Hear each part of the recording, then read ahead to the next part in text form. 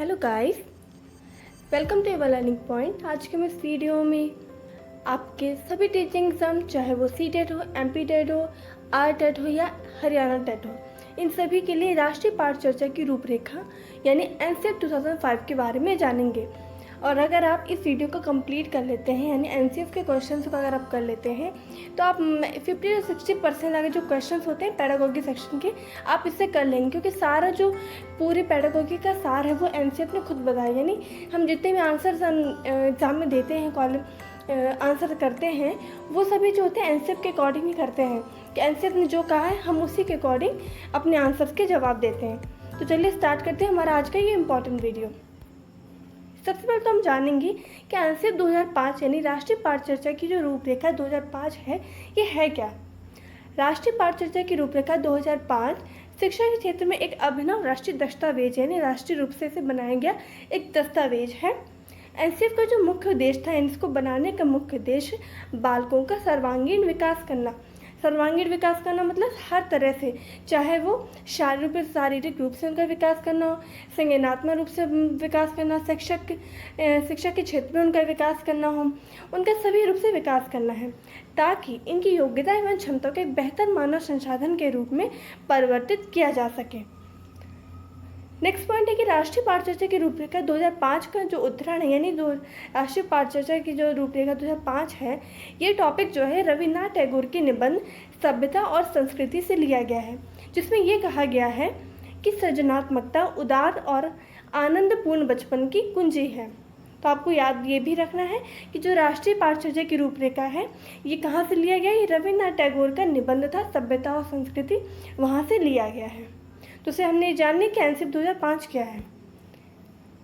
अब इसके और भी कुछ इंपॉर्टेंट पॉइंट्स है। देखिए, आप इसका एक भी जो मैं आपको लाइन बता रही हूँ, मैंने बहुत ही सिलेक्टेड पॉइंट्स आपको रखे हैं इसमें, और काफ़ी इसमें हो सकता है आपको पिछला ये वीडियो आपको काफ़ी लेट भी मिल रहा है, क्योंकि मैंने बहुत ही टाइम लगा के इस वीडियो को बनाया है और सारे इंपॉर्टेंट पॉइंट्स मैंने इसमें इंक्लूड किए, ताकि इससे बाहर का कोई NCERT नहीं पैडागोजी का कोई भी क्वेश्चन होता है, अगर आप ये कर लेते हैं तो आप उसको अपने आप समझ में आ जाएगा कि पैडागोजी सॉल्व कैसे की जाती है। नेक्स्ट पॉइंट है कि NCERT 2005 बालकों के मूल्यांकन के लिए सतत एवं व्यापक मूल्यांकन पर बल देता है। याद रखिएगा, आपको एग्जाम में इस टाइप में मिल सकता है। तो सतत व्यापक मूल्यांकन का मतलब होता है, सबसे पहले समझते हैं सतत मूल्यांकन। सतत मूल्यांकन का मतलब है बच्चों को लगातार उनका चेक किया जाए, उनका टेस्ट लेते रहे। यानी कि ऐसा नहीं कि हम सिर्फ वार्षिक या अर्धवार्षिक यानी कि हाफ ईयरली और ईयरली एग्जाम लें, हम उनका क्या हर 2 दिन में या डेली टू डेली, यानी जैसे हमने कोई टॉपिक पढ़ाया बाद तुरंत हम 4-5 क्वेश्चन लोगों से, बच्चों से पूछ लिया, तो इस तरह बोलते सतत मूल्यांकन है। कंटिन्यू हम एक तरह से बच्चों का मूल्यांकन करते रहे। व्यापक का मतलब होता है सिर्फ ऐसा नहीं कि शिक्षा के क्षेत्र में हम उनका टेस्ट ले रहे हैं, उनके शारीरिक रूप से भी, उनका बौद्धिक रूप से भी, हर तरह से उनका हम टेस्ट लें। फिर इसके अंतर्गत कहा गया है कि शिक्षक बालकों में नवीन सोच, तर्क करने की क्षमता, सृजनात्मक चिंतन एवं वैज्ञानिक अन्वेषण के गुण विकसित करेगी। अब NCERT 2005 में शिक्षकों को ये निर्देश दिया गया है कि वो इस टाइप से बच्चों को पढ़ाएं कि बच्चे तर्क करें, मतलब बच्चे ऐसा नहीं कि हम उनको पढ़ाएं वो सुन लें, बस उनको चीज़ों को रट लें। बच्चे उस पर क्वेश्चंस करें, ज़्यादा से ज़्यादा आपसे पूछें, तो वह तर्क विश्लेषण करें, सृजनात्मक चिंतन के अंदर क्रिएटिविटी डेवलप हो, वैज्ञानिक अन्वेषण के गुण, यानी कि बच्चों को खोज करने की, जैसे कि आपने पहले भी बता चुकी हूँ कि पैडागोजी वगैरह में अन्वेषक यानी खोज करने की जब भी बात होती है तो ये बच्चों के पक्ष में होती है, यानी हमारे यहाँ पे आंसर सही माना जाता है। तो ये चीज़ होगी। नेक्स्ट पॉइंट है कि बच्चों की अभिव्यक्ति में मातृभाषा महत्वपूर्ण स्थान रखती है। देखिए, अगर आपको क्वेश्चन कहीं भी आ सकता है कि बच्चों की भाषा को अमान्य घोषित कर देना, जिस टाइप का आपने देखा होगा क्वेश्चन बहुत आते हैं, या बच्चों को जो अपने हिंदी भाषा ही पढ़ानी चाहिए, तो ऐसा नहीं है। बच्चों की अगर अभिव्यक्ति में देखो, बच्चे जो होते हैं अलग अलग फैमिली से आते हैं, अलग अलग माहौल, अलग प्रदेश से आते हैं, तो उनकी मातृभाषा जो है, यानी उन्होंने जो बचपन से अपने सुनी है, तो उनकी जब ये NCERT 2005 कहता है कि प्राइमरी लेवल पे यानी कक्षा 5 तक के बच्चों को उनकी जो पढ़ाई है वो उनकी मातृभाषा में ही करानी चाहिए। तभी आपने देखा होगा कि 5th क्लास तक की अगर ऐसा गुजरात में भी है तो 5th क्लास तक वहाँ पर गुजराती लैंग्वेज में ही पढ़ाई कराई जाएगी। इसके बाद हो सकता है कि आप अपना जो मीडियम है धीरे धीरे चेंज कर सकते हैं। तो अतः अध्यापकों को अधिगम प्रक्रिया में इसका उपयोग करना चाहिए, यानी कि मैं प्राथमिक स्तर पर मातृभाषा का ही प्रयोग करना चाहिए, इसको याद रखिएगा। नेक्स्ट पॉइंट है कि अध्ययन अध्यापन के दौरान शिक्षक को बालकों में जिज्ञासा प्रवृत्ति, प्रश्न पूछने की इच्छा, जैसे कि आपको बहुत बता चुकी हूँ, हमें ऐसे ही पढ़ाना कि बच्चों में जिज्ञासा क्यूरियोसिटी रहे, प्रश्न पूछने की इच्छा, हमें हमसे प्रश्न पूछें, पढ़ाई के प्रति अभिरुचि, पढ़ाई से वो ऐसा नहीं बोझ बना के पढ़ें, उनकी रुचि से पढ़ें, इंटरेस्ट होकर पढ़ें, तथा वैसे बहुआयामी गुणों के विकास पर बल देना है जो बालकों के लिए अपरिहार्य यानी कि जरूरी है। अब हम देखो जो एनसीईआरटी 2005 है, इसने 5 निर्देशक सिद्धांत दिए हैं, यानी पंचशील सिद्धांत या 5 मुख्य मार्गदर्शक सिद्धांत दिए हैं। अब हम देखते हैं 5 निर्देशक से आपके क्वेश्चन सीडीपी में या कोई भी पेडागोगी या मैथ्स पेडागोगी, इंग्लिश पेडागोगी और चाहे समाज विज्ञान के पेडागोगी, किसी की भी पेडागोगी देख लें, उन सब में ये कॉन्सेप्ट सब में सेम होते हैं और इसी से क्वेश्चन आपके एग्जाम में आते हैं। पहला सिद्धांत कि ज्ञान को स्कूल के बाहरी जीवन से जोड़ना है, यानी स्कूल के बाहरी जीवन से हमें ज्ञान को स्कूल में उनकी किताबों में नहीं सीमित करना है। बच्चों को हर चीज़ उनके बाहर, जैसे कि कुछ भी हम चीज़ पढ़ा रहे हैं, उनको भोजन पढ़ाया है तो भोजन के बाहरी जीवन से, बच्चों आपके घर में क्या क्या मतलब बनाया जाता है, आपके घर में क्या क्या बनाया जाता है, तो ये सारी चीज़ें। नेक्स्ट पॉइंट है कि परीक्षा को अपेक्षाकृत अधिक लचीला बनाना और कक्षा को गतिविधियों से जोड़ना है, यानी परीक्षा को बहुत ही ऐसा नहीं कि आपको इतने मार्क्स लाने, बहुत टफ क्वेश्चंस बना दें, हमें इस टाइप के क्वेश्चंस लाने कि लगभग सभी बच्चे उसको कर ले, यानी कि एक होशियार बालक भी कर ले और एक कमज़ोर बच्चा है तो उसको भी क्वेश्चंस को अटेम्प्ट कर पाए। और कक्षा को गतिविधियों से जोड़ना मतलब बहुत सारी एक्टिविटीज़ करवानी, उनको खेल करवाने हैं, उनको अलग अलग चीज़ों के माध्यम से सिखाना, केवल लिखाई पढ़ाई लिखने और पढ़ने से नहीं इनको सिखाना है। थर्ड है कि एक ऐसी अधिभावी पहचान का विकास जिसमें प्रजातांत्रिक राज्य व्यवस्था के अंतर्गत राष्ट्रीय चिंताएं समाहित हो, यानी कहने का मतलब बच्चों में ऐसे गुण मतलब हमें विकसित करने हैं कि वो राष्ट्रीय चिंता, यानी कि जो राष्ट्रीय जो चाहे वो उसका सम्मान करना हो, राष्ट्र के रूप के लिए जो मूल भाव है, मूल तत्व हैं, उनका उनके अंदर प्रभाव, उनके अंदर राष्ट्रीयता उत्पन्न हो, ऐसी चीज़ें, ऐसी व्यवस्था उनके अंतर्गत करनी है। फोर्थ पॉइंट है कि यह सुनिश्चित करना है कि पढ़ाई रटन प्रणाली पर आधारित ना हो। ये भी आपको बहुत बार मैंने जब आपको ईवीएस की पेडागोगी पढ़ाई थी तो आपको ये समझाया था कि रटने पर हमें बल नहीं देना है, बल्कि हमें समझ आधारित है, उनकी पढ़ाई जो है समझ आधारित करवानी है, बच्चे समझे ना कि चीज़ों को रटे। यही चीज़ मैं आपको यहाँ पर भी बोलती हूँ कि आपको चीज़ों को रटना नहीं है, इसलिए मैं हर एक पॉइंट आपको समझाती हूँ, रटाती नहीं हूँ। नेक्स्ट पॉइंट है कि पाठचर्चा का विकास या संवर्धन इस प्रकार हो कि वह बालकों को सर्वांगीण विकास का अवसर उपलब्ध कराए।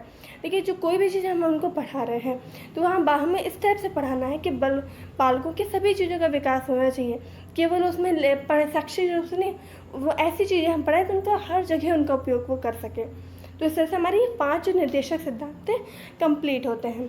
और ये से मैं आपको बता दूं, अगर आपने इसके जो सीडीपी के मैं आपको बहुत ही इंपॉर्टेंट क्वेश्चंस करा रही हूँ, आपको प्रीवियस ईयर जो क्वेश्चंस है एक सेट यानी ईयरली वाइज ना कराकर मैं आपको टॉपिक वाइज करा रही हूँ, तो उनको बिल्कुल भी स्किप मत करिएगा। और अगर आपने अभी पहली बार आए चैनल पर तो उस वीडियोज़ को ज़रूर जाकर देख लीजिएगा, डिस्क्रिप्शन बॉक्स में लिंक दे दूँगी, आप वहाँ से जाकर देख सकते हैं। अब देखिए जो राष्ट्रीय पाठ्यचर्या की रूपरेखा है 2005 को 5 भागों में बांटकर वर्णित किया गया है। ये सारे पॉइंट्स आपको इसके बाद के आपको बोरिंग हो सकता है, कुछ लोगों को लग रहा हो, लेकिन आप अगर बोरिंग के चक्कर में पढ़ेंगे तो आप क्वेश्चंस मिस कर देंगे। तो चलिए हम देखते हैं। पहला पॉइंट ये है कि ज्ञान की शिक्षा बिना बोझ की यानी सूझ के आधार पर पाठचर्चा के क्रम को करना है। तो क्या कहने का मतलब है कि हमें जो शिक्षा है ना बिना बोझ के करानी, यानी किताबें कम हो लेकिन हम चीज़ों को समझाया ज़्यादा, ठीक है। तो कुल मिलाकर बस्ते के बोझ को कम करना है और सूझ के आधार पर चीज़ों को पढ़ाना है, यानी शिक्षा बिना बोझ के। तो ये राष्ट्रीय पाठ्यचर्या की रूपरेखा 2005 में कहा है, आपको याद रखना है। नेक्स्ट टाइम बाल केंद्रित शिक्षा, जो हमारे एनसीईआरटी 2005 है, बाल केंद्रित शिक्षा की बात करता है। पहले बता चुके हैं जो भी वर्तमान में शिक्षा बच्चों को कराते हैं वो बाल केंद्रित है, कोई शैक्षिक यानी कोई शिक्षक के केंद्रित नहीं बल्कि बाल केंद्रित होती है, जो बच्चों को समझ में, जो बच्चों को अच्छा लगे हम वो चीज़ पढ़ाते हैं। तो बाल केंद्रित शिक्षा का मतलब आप समझ लीजिए, इसका मतलब है कि बच्चों के अनुभवों, उनकी सरों, उनकी सक्रिय सहभागिता को प्राथमिकता दें। बच्चे उसी वातावरण में जल्दी सीखते हैं जिसमें उन्हें लगे कि उन्हें महत्वपूर्ण माना जा रहा है, ये चीज़ भी इम्पॉर्टेंट है। देखिए, हम बच्चों को उसी चीज़ों में बच्चे आसानी से सीखते हैं या इंटरेस्ट होकर सीखते हैं जिसमें उन्हें लगे कि हर बच्चा एक अपने आप में इम्पॉर्टेंट है, हर बच्चा अपने आप में यूनिक है। हमें ऐसा नहीं करना है कि कुछ बच्चों की बात सुननी है और कुछ बच्चों की बात नहीं सुननी है। हमें यहाँ सबको इम्पोर्टेंस देनी है। यानी कुल मिलाकर समावेशी शिक्षा की बात करता है हमारा एनसीईआरटी 2005। नेक्स्ट है आसपास के वातावरण। ये भी बोल चुकी हूँ कि आसपास के वातावरण चीज़ों को रिलेट करके चीज़ें सीखनी है। प्रकृति, चीज़ों व लोगों से कार्य एवं भाषा दोनों के माध्यम से अंतःक्रिया करना सीखने की क्रिया का एक अभिन्न अंग है। नेक्स्ट पॉइंट कि शिक्षक एक उत्प्रेरक है। यहाँ पे शिक्षक क्या है कि एक उत्प्रेरक। उत्प्रेरक का मतलब होता है एक ऐसी चीज़ है जो हमारे मतलब जो कोई भी क्रिया है उसको एकदम बढ़ा दे या उसकी चीज़ को घटा दे। तो हम यहाँ बढ़ाने का मतलब बच्चों के अंदर अच्छे गुणों को बढ़ा दे और जो बच्चों के अंदर बुरे गुण हैं उनको कम कर दे। तो एक उत्प्रेरक की तरह है जो विद्यार्थियों को अभिव्यक्ति के लिए और ज्ञान अर्जन के क्रम में व्याख्या और विश्लेषण करने के लिए प्रोत्साहित करता है। नेक्स्ट पॉइंट कि भाषाई अल्पसंख्यक वर्गों के बच्चों के प्राथमिक स्तर पर शिक्षा व्यवस्था जो है उनकी मातृभाषा में ही कराना। तो ये भाषाई अल्पसंख्यक हुई हो या सभी बच्चों की बात हो, तो सबके लिए जो प्राथमिक स्तर पर शिक्षा होगी वो मातृभाषा में ही कराई जाएगी। उम्मीद करती हूँ आप ये सारे पॉइंट्स पढ़ रहे होंगे। आप बिल्कुल परेशान मत कि आपको हो सकता लग रहा हो कि यार कुछ चीज़ें याद ही नहीं हो रही। परेशान मत, जब पूरा वीडियो कंप्लीट हो जाए फिर से दोबारा इस वीडियो को देखिएगा। और कल या परसों में इससे रिलेटेड अब तक जो भी एग्जाम में क्वेश्चन आए, चाहे वो सीटेट एमपीटेट हो, ऐसे अब तक जितने भी टीचिंग एग्जाम्स में क्वेश्चन आ चुके हैं मैं आपको सारे क्वेश्चन करा दूँगी। तो आपकी प्रैक्टिस भी हो जाएगी, आपको पता चल जाएगा कि ये जो मैंने आपको पढ़ाया है क्या वो एग्ज़ाम में कभी आया भी है कि मैं आपको ऐਵੇਂ ही पढ़ा रही हूँ।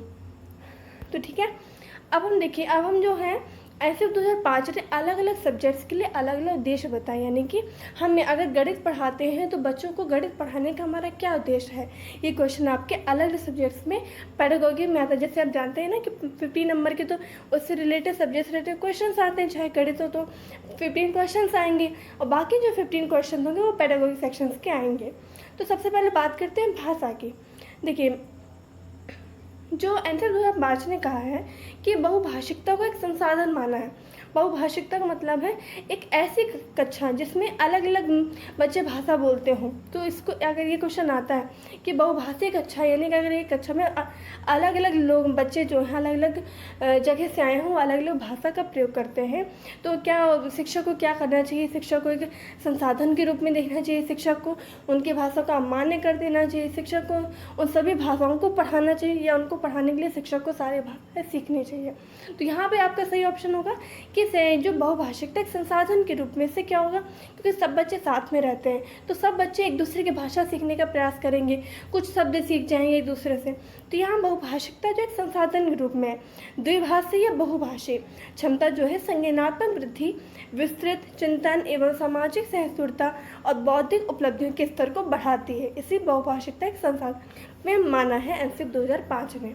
अब बात करते हैं गणित। देखिए, एनसीईआरटी 2005 के अनुसार गणित शिक्षण का मुख्य लक्ष्य क्या है? इसका लक्ष्य है कि तार्किक ढंग से सोचने, ये रटे एस टू एस जो क्वेश्चन है ना, बिल्कुल ऐसे क्वेश्चन आया हुआ एग्जाम में कि गणित का पढ़ाने का हमारा उद्देश्य है कि तार्किक ढंग से सोचना, अमूर्तनों का निर्माण करना तथा संचालित करने की योग्यता का विकास करना। तार्किक ढंग से सोचने का मतलब है हर चीज़ ऐसे नहीं को रटनी नहीं है, उसके पीछे कारण क्या है, उसके पीछे लॉजिक क्या है। तो तार्किक रूप से सोचना, अमूर्तन, जैसे कि हम ऐसा करते हैं ना कि क्वेश्चन सॉल्व करते हैं कि माना x बराबर ये, तो माना क्या, हमने एक चीज़ें इमेज मतलब इमेजनरी है ना ये x, तो अमूर्तन यानी जो हमें दिखाई नहीं दे लेकिन हमने उसको मान ली है। और ऐसे बहुत सारी चीज़ें होती है, इमेजिन करो ये ऐसी चीज़ है, मतलब मैथ्स में कई सारे टॉपिक आपको अमूर्तन वाले मिलते हैं। तो अमूर्तनों का निर्माण करना भी है। तो इस तरह से हमारे भाषा और गणित हो गए। अब बात करते हैं विज्ञान की। क्या एनसीईआरटी 2005 ने विज्ञान पढ़ाने के पीछे क्या उद्देश्य बताया कि हमें बच्चों को विज्ञान क्यों पढ़ाना चाहिए? देखिए, इसने बोला है कि विज्ञान की शिक्षा एक ऐसी होनी चाहिए जिसमें शिक्षार्थी तरीकों एवं प्रक्रियाओं का बोध करने में सक्षम हो सके। यानी चीज़ें जो है तरीके, मतलब कोई चीज़ कैसे बनी है और क्यों बनी है, ये सब चीज़ों को जान सके। मतलब कोई चीज़ अगर है, जैसे कि सूर्य जो होता है हमेशा ऊर्जा देता रहता है, क्यों नहीं वो कभी बुझता है, या क्यों नहीं उसकी अभी ऊष्मा खत्म होती है। तो बच्चों को ये नहीं कि हाँ जलता है, क्यों, उसके पीछे क्या कारण है, नाभ की संलयन। तो ये चीज़ें हैं।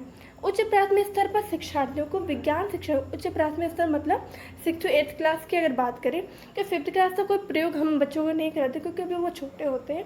लेकिन जब 6 to 8 क्लास में आते हैं तो विज्ञान शिक्षण के अंतर्गत वैज्ञानिक अवधारणाओं को मुख्यतः जो भी चीज़ें अगर उनको बताई जा रही हैं तो उनको गतिविधि यानी एक्टिविटीज़ के माध्यम से एवं एक्सपेरिमेंट यानी प्रयोगों के द्वारा ही उनको समझाना चाहिए। यहाँ बात हो रही है उच्च प्राथमिक स्तर पर। अब नेक्स्ट है कि समाज विज्ञान।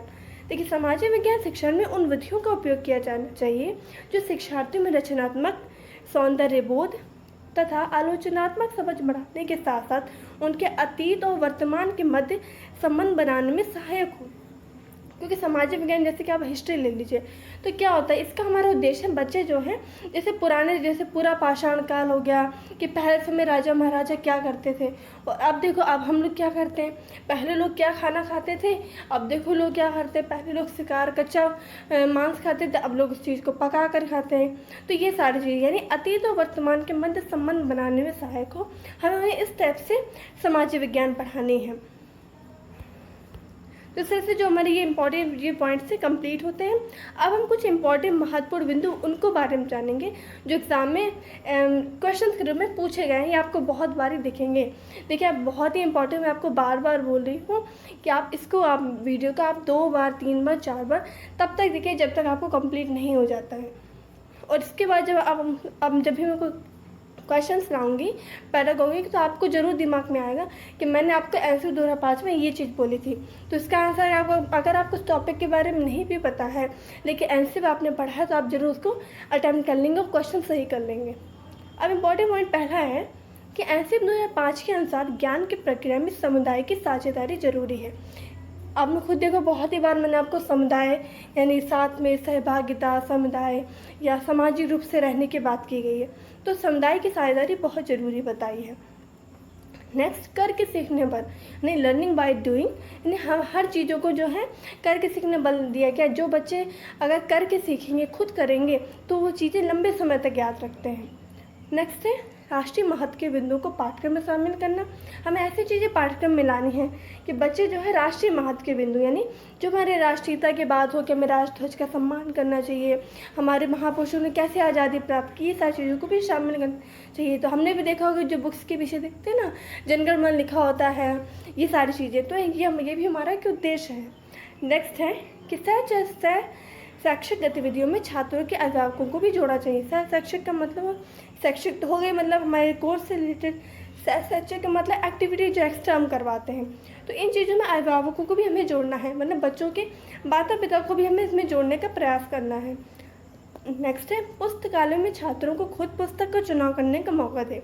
ये भी एक क्वेश्चन ऐसा आ चुका है कि हमें छात्रों को जो है ऐसा नहीं कि हमें खुद अपने मन के आज आप ये बुक पढ़िए। बच्चों को आप लाइब्रेरी ले जाइए, वहाँ उनको छोड़ दीजिए। बच्चों को जो मन करे वो खुद अपनी पुस्तक चुने, उनको पढ़े। तो ये भी हमें मौका देना है। नेक्स्ट है कि अध्यापकों के प्रशिक्षण और विद्यार्थियों के मूल्यांकन को सतत आकलन के लिए सतत आकलन के रूप में होना चाहिए, रूप में अपनाया जाना चाहिए। तो ये भी आपको याद रखना है कि ये पहले भी आपको बता चुकी हूँ, जो एनसीईआरटी 2005 है सतत आकलन को प्रमुखता देता है। नेक्स्ट है सूचना को ज्ञान मानने से बचना चाहिए। देखिए, बच्चों को हम बहुत सारी इन्फॉर्मेशन देते हैं तो उनको ऐसा नहीं, बच्चों आपको सिर्फ रटना ही है, ज्ञान है, नॉलेज ही है। हमें तो सूचना को ज्ञान मानने से बचना चाहिए। नेक्स्ट है विशाल पाठ्यक्रम व मोटी मोटी पुस्तकें शिक्षा प्रणाली की असफलता का प्रतीक है।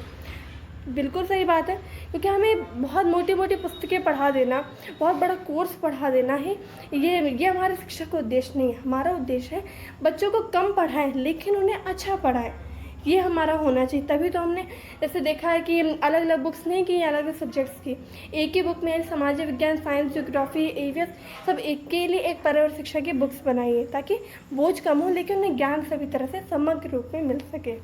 नेक्स्ट है कि किसी भी अवस्था में शिक्षक और शिक्षार्थियों का अनुपात 1:30 यानी 1:30 से अधिक नहीं होना चाहिए। तो ये भी हमें याद रखना है।